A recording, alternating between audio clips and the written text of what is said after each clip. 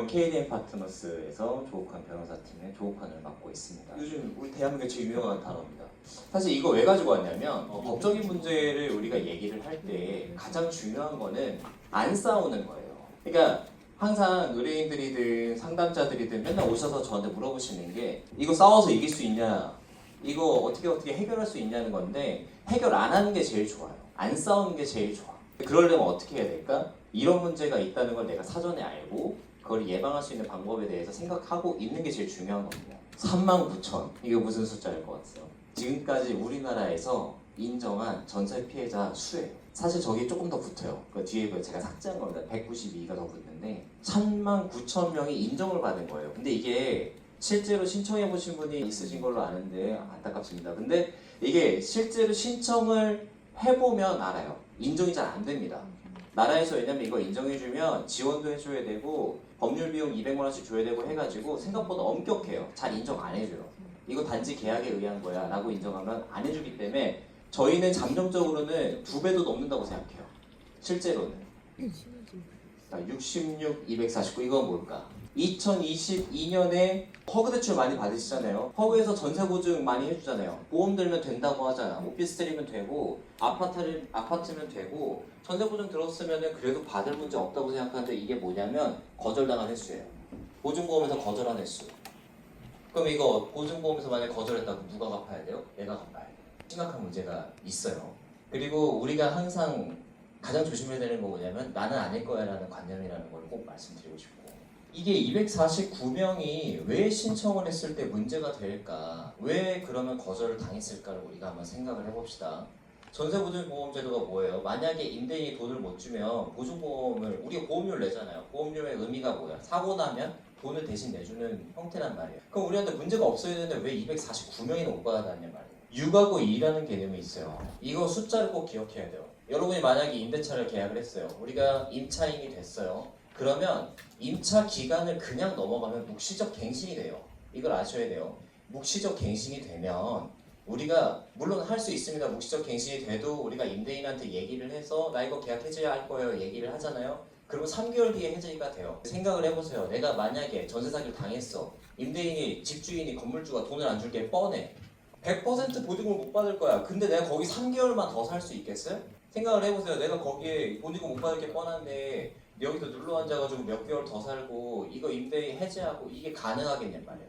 불가능합니다. 현실적으로 굉장히 혼란스러운 상태이기 때문에 어려워요. 근데 내가 임대차가 완료되기 6개월 전 그리고 2개월 전 그 사이에 임대차 해지 통보를 안 하잖아요. 임대인한테. 그러니까 내가 12월까지면 10월까지 통보를 안 하면 묵시적 갱신이 돼요.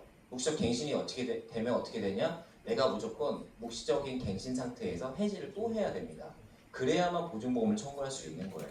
77억이라는 이 개념이 있는데 사실 이것보다 더 중요한 게 뭐냐면 지금 전세 사기로 인정된 39,000명 중에 97.6%가 3억 이하예요. 보증금이. 물론 여기에 다 여유 있는 분들이 있을 줄 믿습니다만 우리가 현실적으로 대학생들 또는 사회초년생들이 살고 있는 전셋집이라고 이야기하는 그 숫자의 집이 97.6%라고요.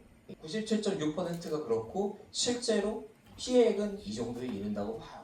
그러니까 이게 엄청나게 심각한 문제다라는 것이고, 두 번째는 뭘까요? 등기명령이라는 게 있어요. 엄청 유명하다고 생각했는데 생각보다 안 유명해.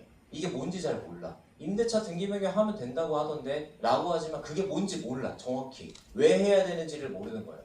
그러면 여기서 가장 맹점은 뭐냐면 집주인이 그런 얘기 할 수 있어요. 네가 나한테 비밀번호 알려줘야지 내가 다음 사람 받아서 집 저거 내보내고 보증 줄 수 있어. 네가 지금 이 사람 먼저 나가줘야 돼. 이런 얘기를 계속 한단 말이에요. 그러면 뭐가 없어지게 되죠? 뭐가 없어지게 돼요? 나의 점유가 없어져요. 우리가 대항력이라는 개념이 있어요. 대항력. 어려운 말인 것 같죠? 대항력 별거 아니에요. 다음 집주인한테 얘기할 수 있는 힘이라고 생각하시면 돼요. 근데 그 요건이 점유예요. 점유가 있어야 돼. 그래서 사람들이 왜 맨날 문장 가놓고 집주인한테 집 안 주고 이러는 거예요.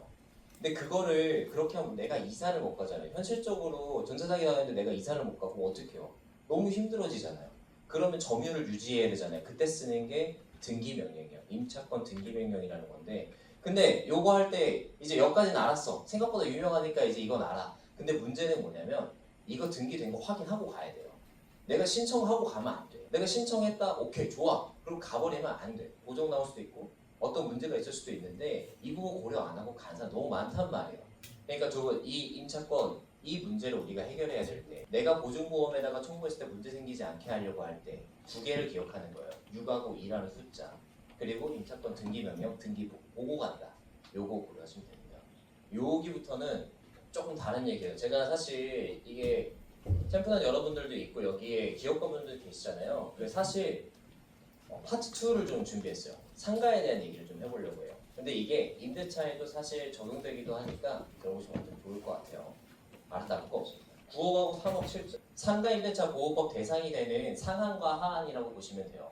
이 안에 6억 4천, 7억, 6억 7천 이렇게 있는데 지역마다 조금 달라요. 이 보증금에 해당해야 상가 임대차 보호법의 보호 대상이 된다고 생각하시면 돼요. 그러니까 엄청 비싼 데 있죠. 우리가 막 100억이래 이런 데는 알바 아닌 거예요. 그러니까 9억, 3억 7천 이상에서 9억 이하인 데가 대상이다. 그러니까 여러분들이 이거를 계산을 하실 때 또 맹점이 하나 있어요. 내가 만약에 보증금 1억에 월 300짜리를 들어가요. 그럼 그게 보증금 얼마가 되느냐? 1억이 아니에요. 그러니까 내가 상가를 해서 조그마한 상가를 한다고 하더라도 1억에 뭐 300짜리 굉장히 많거든요.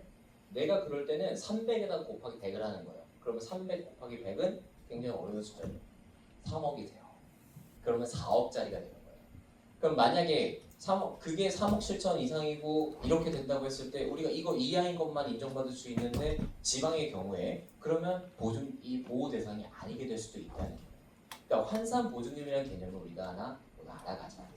6개월이라는 개념은 뭐냐면 여러분들 이거 상가 같은 거 내보내실 때 또는 내가 살 때 가장 큰 문제는 뭐냐면 내가 사업장을 넘길 때예요. 다 잘 되면 너무 좋은데 사업장을 넘길 때 굉장히 많거든요. 그러면 사업장을 넘긴다는 뜻은 뭐예요? 거기 내가 샀던 기자재, 인테리어, 수많은 것들을 전부 다 넘긴다는 거예요. 근데 그거 들어갈 때 한두 푼 들었어요? 그럼 공짜로 줄 수 있겠어? 공짜로 줄 수 없잖아. 그걸 우리가 뭐라고 해요? 권리금이라고 해요. 권리금이라는 거는 생각보다 타이트합니다. 기간이. 임대인이 만약에 나한테 그 건물주가 나 이거 그 임차인 새로 했는데 이 사람이랑 제가 바꾸려고 해요. 임차인 바꿔주세요. 근데 그 사람이 싫대. 근데 계약의 주체가 누구예요? 계약을 하는 사람이 건물주랑 새로운 임차인이잖아요. 난 아니란 말이에요. 나는 그냥 사업장을 넘기는 거예요. 근데 실제로 임대차가 안 되면 내가 권리금을 받을 수 있어요? 없어요? 받을 수가 없잖아. 그러면 권리금을 받을 수 없게 그 사람이 계속 배팅기면 그럼 나는 계속 기간만 가고 받고 싶은 사람들은 계속 놓치고 문제가 커질 수 있잖아요. 이게 지금 우리가 생각했을 때는 뭐 100만 원, 200만 원이라고 생각하지만 사실 이게 몇 천만 원 단위까지 간단 말이에요. 그래서 6개월이라는 기계에 뭐냐면 내가 임대차 기간이 끝나기 6개월 내에는 임대인이 방해를 하면 안 돼요. 이 개념을 꼭 기억하세요. 집주인이라고 하더라도 6개월 기간 내에는 내가 권리금을 받을 수 있는 권리를 방해하면 안 된다. 손해배상 어떻게 하는지까지 알려드리려고 했는데 너무 길어서 넘어갈게요. 자, 이제 상인법이랑 주인법이랑 지금 말씀드리려고 해요. 우리가 갱신요구 청구권 들어보셨죠? 갱신요구 청구권. 내가 한 번은 무조건 내가 한 번 더 살겠다고 하면 집주인은 받아들여야 되는 권리가 있어요. 임차인들한테는. 근데 상가 임대차의 경우에도 있거든요. 둘 다 문제 그게 있어요. 근데 주인법에서 주택의 경우에는 2번이고 상인법의 경우에는 3번이에요. 이게 뭐냐면 월차를 밀리는 월수예요. 만약에 내가 집을 월세를 살아요. 근데 내가 월세를 2번을 밀렸어. 그럼 임대인이, 그러니까 집주인이 나가라고 해도 나가야 돼. 상인법도 똑같아요. 3번을 내가 밀렸어. 한 번 더 봐주나 봐요. 장사하느라 그럴 수 있다고 생각해서인지. 3번을 밀리면 나가야 돼. 근데 여기서 제일 중요한 게 뭐냐면 연속일까? 아니에요. 통합해서. 내 전체 기간 중에 집은 2번 밀리면 상가는 3번 밀리면 나가야 된다. 세 번째로 마지막으로 상가에서 가장 큰 문제가 되는 건 사실은 원상회복입니다. 아까 양도영수 되면은 좋은데 양도영수 안 되는 경우가 제가 지금 광교라는 동네에 살거든요. 거기서 이제 부동산들이랑 그 사장님들이랑 저희랑 이제 거래처들 얘기를 들어보면 양도영수가 되는 것보다 원상회복하는 횟수 그게 월등히 많아요. 원상회복하려면 돈도 뭐 아무리 작아도 몇백만 원 이상, 4, 500 이상 무조건 깨지거든요. 그럼 원상회복을 안 하고 싶을 거 아니에요. 그거의 분쟁이 엄청 많아요. 근데 계약서에다가 원상회복에 대한 내용을 명확하게 쓰지 않으면 여러분이 상가임대차 계약을 하는데 처음에 이 얘기를 정확하게 쓰지 않으면 무조건 원상회복을 해야 돼요. 무슨 뜻이냐면 내가 만약에 카페를 인수했어요. 근데 이 카페 현 상태 그대로 한다는 걸 내가 명확하게 했으면 내 몸만 나가면 돼. 근데 거기서 원래 상태대로라는 애매한 문구가 쓰여 있다거나 원상태대로라는 문구가 써있는 상태에 들어가면 내가 사업에 거기다가 넣고 철거까지 해야 되는 거야. 그러면 나는 사업 망했지? 이거 나가서 권리도 못 받았지? 철거까지 해야 되는 거야. 그래서 처음에 상가임대차를 할 때에는 현 상태 그대로 원상회복의 기준을 잡는 게 굉장히 중요합니다. 그리고 여러분들 그 보증금 같은 것들을 고민을 하실 수 있어요. 뭔가 임대인이 이거 돈 안 줄 것 같은데 뭐 나보고 나가라고 하는데 다음 사람 임차인 오면 보증금 줄게 이 얘기가 들어올 때 딱 그것만 생각하는 거예요. 무조건 해지한다. 두 번째 임차권 등기 변경한다. 거기다가 플러스 뭐라고요? 등기까지 확인하고 나간다. 그래서 점유권을 인정을 받고 나서 이사를 가셔야 됩니다. 감사합니다.